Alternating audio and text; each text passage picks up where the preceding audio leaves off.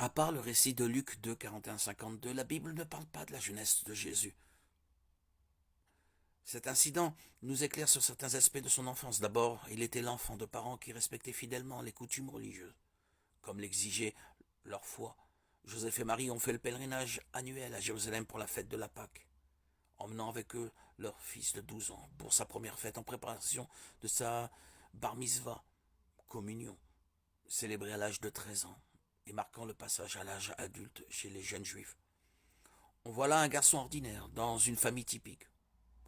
On découvre aussi dans cet épisode que Jésus n'est pas resté dans le temple par espièglerie ni par désobéissance, mais parce qu'il savait naturellement qu'il devait s'occuper des affaires de son Père.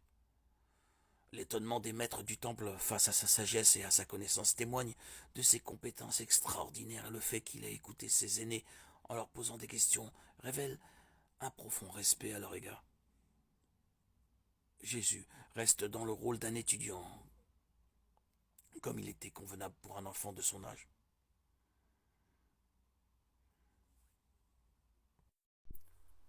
Par la foi, nous devons changer d'attitude à l'égard de Christ, de sa personne, de son œuvre,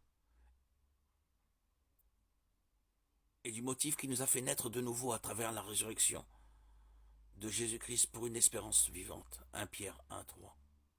Si nous mettons notre foi en lui et croyons que sa mort a payé le prix de nos péchés, nous serons pardonnés et recevrons la promesse de la vie éternelle au ciel. Dieu a tant aimé le monde qu'il a donné son Fils unique afin que quiconque croit en lui ne périsse pas, mais ait la vie éternelle. Jean 3,16. Si tu reconnais de ta bouche que Jésus est le Seigneur, et si tu crois dans ton cœur que Dieu l'a ressuscité, tu seras sauvé. Romains 10,9.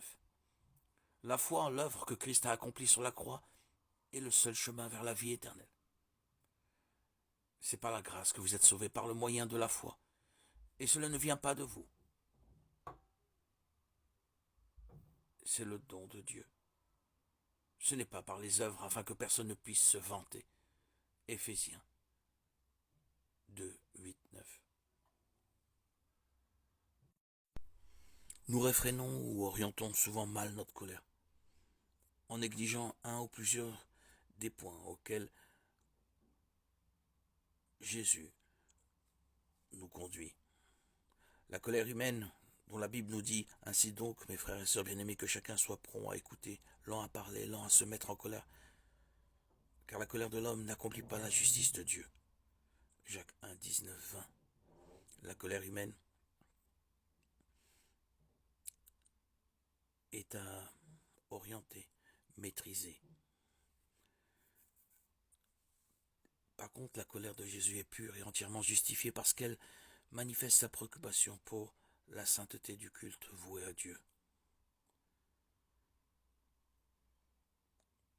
La colère de Jésus n'était pas une colère humaine, mais l'indignation parfaite et juste de Dieu lorsque rien ne coïncidait avec ce qu'il avait demandé. Jésus réagissait inévitablement d'une manière qui glorifiait Dieu.